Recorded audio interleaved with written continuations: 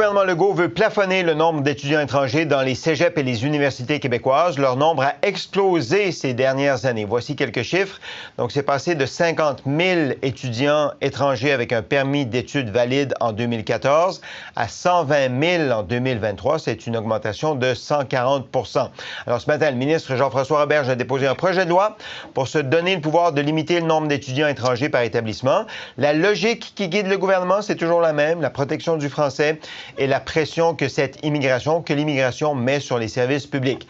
Mais il y a un enjeu régional. Plusieurs institutions en région dépendent des étudiants étrangers pour maintenir des programmes en vie ou attirer des étudiants. Alors, est-ce qu'il prend la bonne décision? Regardons tout d'abord les mesures qui ont été annoncées. Si on résume, deux principales. Donc, le gouvernement veut se donner le pouvoir de fixer le nombre d'étudiants étrangers par établissement, donc comme un plafond d'étudiants étrangers par établissement, et l'obligation pour l'étudiant de faire ses études dans l'établissement désigné. On te dit, tu viens étudier dans tel établissement, il faut que tu ailles absolument dans tel établissement. Écoutons Jean-François Roberge qui refuse pour l'instant de donner des chiffres sur le nombre d'étudiants étrangers qu'il veut accepter au Québec. Ça serait vraiment prématuré de vous annoncer aujourd'hui des chiffres. Par contre, on va vouloir agir assez rapidement, puisque comme on veut avoir un meilleur contrôle, plus d'acuité, puis une première réduction dès septembre 2025, ça veut dire qu'on va venir vous voir assez rapidement cet automne ou au début de l'année 2025 en vous annonçant des chiffres et des cibles. Parlant de chiffres, il a juste dit 120 000, le chiffre actuel, celui de 2023, c'est trop. Michel, est-ce que le gouvernement prend les bonnes décisions pour atteindre ses objectifs? Est-ce que c'est un coup d'épée dans l'eau? C'est ça la question qu'on va devoir se poser. Parce que là, il nous annonce encore une volonté, mais on ne sait pas. On ne sait pas où ils veulent aller, combien ils en veulent d'étudiants étrangers. Et c'est ça, ça me fait penser au dossier des immigrants temporaires, hein, où le gouvernement Legault n'arrête pas de dire qu'il y en a trop, mais il ne nous dit pas combien on devrait en avoir. Où, quand, comment? Ils nous disent pas. Ils disent que ça va venir dans les prochains mois. Ben oui, mais c'est très, très serré. Hein? C'est très serré dans les prochains mois. Habituellement, là, dans les universités, les inscriptions se terminent en février, là, ou à peu près pour le septembre d'après. Alors là, qu'est-ce que ça fait aujourd'hui? Là, ça crée de l'incertitude partout au Québec.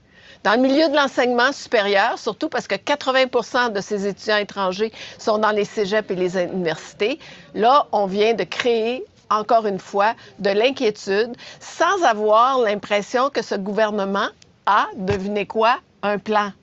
On ne sait toujours pas où, quand, comment. Exactement. Et non seulement ça, dans la loi, il nous dit qu'ils vont aussi se réserver le droit de décider quels sont les programmes qui seront enseignés dans ces établissements-là. Et ça touche davantage, j'espère, la formation professionnelle. Mais encore là, on vient d'enlever une autonomie à ces institutions. Parce que ces institutions-là, surtout dans les cégeps, je peux vous le dire, les choix de programmes sont habituellement en lien avec l'économie régionale de la région. Pourquoi? Pour être capable de fournir un bassin de main-d'œuvre. Mais il nous dit on va préserver les régions. C'est pas écrit dans la loi, par contre, là, mais il faut le prendre sur parole. Non, dans la loi, c'est écrit qu'ils vont aussi tenir compte des facteurs régionaux pour déterminer le nombre de personnes. Alors, et c'est quoi vraiment l'ampleur du problème dans les régions? Est-ce que c'est Montréal? Est-ce que c'est Chicoutimi, le Saguenay? Est-ce que c'est même la Gaspésie, où il y a beaucoup d'étudiants étrangers? Et donc, encore là, on nous fait une annonce, mais sans détailler suffisamment ou approfondir suffisamment l'ampleur de la difficulté, tout en créant effectivement cette inquiétude et cette incertitude dans ces établissements-là. Et curieusement, il n'a pas parlé de Montréal, alors que c'est surtout dans la grande région de Montréal, dans les universités montréalaises, qu'on retrouve le plus d'étudiants étrangers. Alors, ça va être, comme le reste, un dossier à suivre. Puis là, ben, pendant plusieurs semaines, plein de monde vont critiquer ça. Là. Nous, les premiers, on va critiquer. Puis pendant ce temps-là, le gouvernement, il n'y aura pas une réponse. Puis on va dire, bien, c'est un gouvernement qui ne sait pas trop où il s'en va, finalement. Jean-François. Ben, Tu peux tout défaire ce que je viens de dire, Jean-François. Non, mais je vais donner l'autre. Toi, tu as donné le côté salé, moi, je vais donner le côté givré. OK, bon. Alors, c'est clair que le premier cas compliqué, c'est que au cours des années, s'est développé un genre d'industrie des écoles privées non subventionnées qui étaient des usines à diplôme, beaucoup pour des étudiants étrangers, indiens, pakistanais, chinois, et c'était un genre de voie rapide vers la citoyenneté. Ben ça, au Québec, le ménage avait été fait par la ministre précédente. Donc, assez rapidement, ils ont réussi à réduire ce problème-là. Puis ensuite, Mark Miller s'est rendu compte que c'était un problème, puis il a commencé à le régler pour l'Ontario, où c'était bien pire. Bon, il semble que le projet de loi vise à aller un peu plus loin dans ce ménage-là. Et ça, c'est il n'y a aucune difficulté à faire ça. Effectivement, c'est pas des gens qui étaient, disons, motivés par la qualité de l'enseignement, mais motivés par l'importance des profits qu'ils pouvaient en tirer. Ça, c'est la première chose. La deuxième chose, c'est que dans les régions, c'est presque toxique de parler de la réduction du nombre d'étudiants étrangers parce qu'il y a des programmes et dans un ou deux cas, des cégeps entiers qui fermeraient s'il n'y avait pas les étudiants étrangers au moment où on est. Alors ça, c'est très grave et je pense que avant de moduler ça, évidemment, il y a des cas particuliers, par exemple l'Université du Québec à Trois-Rivières et d'autres, qui sont devenus des lieux d'arrivée d'étudiants étrangers pour qu'ils demandent l'asile une fois qu'ils sont arrivés. Alors là, on voit qu'il y a un stratagème qui est utilisé. Je pense que Dimitri en parlait plus tôt cette semaine, où il y a des resserrements à faire, mais ça, c'est du côté du visa ou de l'admission où il faut faire ça. Alors, pour Montréal, effectivement, là, à Montréal, en ce moment, il y a 35 000 étudiants étrangers ou canadiens, parce que le Canada, c'est pas encore un pays étranger, donc on peut pas le mettre dans les étudiants étrangers, mais c'est un Canadien, unilingue anglais, OK, dans le centre-ville de Montréal. 35 000 personnes qui arrivent unilingue anglais dans le centre-ville de Montréal, ça a un impact sur la dynamique linguistique. Et évidemment, comme McGill, Concordia, Dawson ont un accès facile au stock international d'étudiants étrangers en leur offrant de la qualité à bas prix comparativement à toutes les autres villes nord-américaines, c'est un pactole énorme. Et déjà, les mesures qui ont été prises pour réduire ce pactole les fait crier, mais ils reviennent pas à la situation précédant le pactole, c'est-à-dire qu'ils sont moins riches que l'an dernier, mais quand même plus riches qu'il y a 5 ans. Bon, alors ça, on va attendre de voir, puis ça va être vraiment ce qu'il va nous dire sur est-ce qu'il va faire des quotas, est-ce qu'il va faire une répartition. Et ça, c'est sûr que même s'il nous l'annonce à la fin de cette année-ci, et je termine au début de l'an prochain, ça ne peut pas avoir d'impact sur les inscriptions pour la rentrée de l'automne 2025. Ça, c'est déjà derrière nous. Il faut que ce qu'il va nous annoncer s'applique pour les inscriptions de 2026. Françoise, et M. Roberge nous dit c'est trop 120 000 étudiants avec des permis d'étudiants au Québec, mais en même temps, n'est-il pas, lui et son gouvernement et le gouvernement, responsable de cette situation? Parce que la séquence, c'est que il y a un étudiant étranger qui reçoit une lettre d'intention d'une institution et qui reçoit par la suite le certificat d'acceptation du Québec, le CAQ, c'est drôle, là, mais ça s'appelle comme ça, qui est émis par Québec avant que le fédéral n'émette un permis d'étudiant. Donc, le Québec a une responsabilité. Est-ce qu'il ne devrait pas se regarder un peu le nombril, M. Roberge? Bien, je pense que le gouvernement Legault a dû écouter Dimitri qui le dit et le répète chaque fois qu'on parle d'immigration. Le gouvernement du Québec a le pouvoir sur cette question-là. D'ailleurs, quand je lisais le projet de loi ce matin, je me disais, mon Dieu, on va prendre le pouvoir. Non, tu l'as déjà, mon ami, le pouvoir. C'est pas que tu le prends, c'est que maintenant, tu commences à comprendre ton pouvoir, puis tu vas peut-être faire les études importantes qui servent à appuyer ce que vous décriez depuis 1 an, 2 ans en matière d'étudiants étrangers, d'immigration, etc. Alors, il fonctionne un peu à l'envers. Il décrit, il chiale sur des nombres et nous dit ça n'a pas de bon sens, il y en a trop. Il y en a combien de trop? On ne sait pas, mais on sait qu'il y en a trop. Là, voici un projet de loi qui va me donner les outils que j'avais déjà, mais que j'avais pas pris avant, pour aller faire cette analyse-là. Aller vérifier. Moi, je suis estomaquée de savoir qu'on accueille, parce que ça prend l'autorisation de Québec.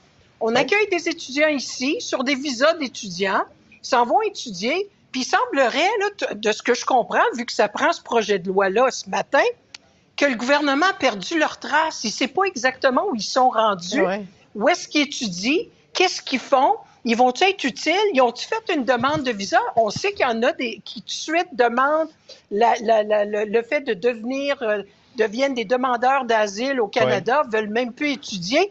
Il y en a combien de ces gens-là? Ah, on en a accordé X nombre. Mais comment ça que vous avez accordé ça, puis vous n'avez pas étudié avant? Vous n'avez pas fait ces analyses-là? Alors, je pense qu'il fonctionne de reculons, mais tant mieux. Je vais donner la chance aux coureurs, mieux vaut tard que jamais, mais je ne veux plus vous entendre à partir de maintenant. Je parle au gouvernement Legault, là. Je ne veux plus vous entendre sur cette question-là tant que vous n'arrivez pas avec des données précises et un plan précis. Là, je vais faire une Michel de moi-même. Je veux, moi aussi, un plan précis.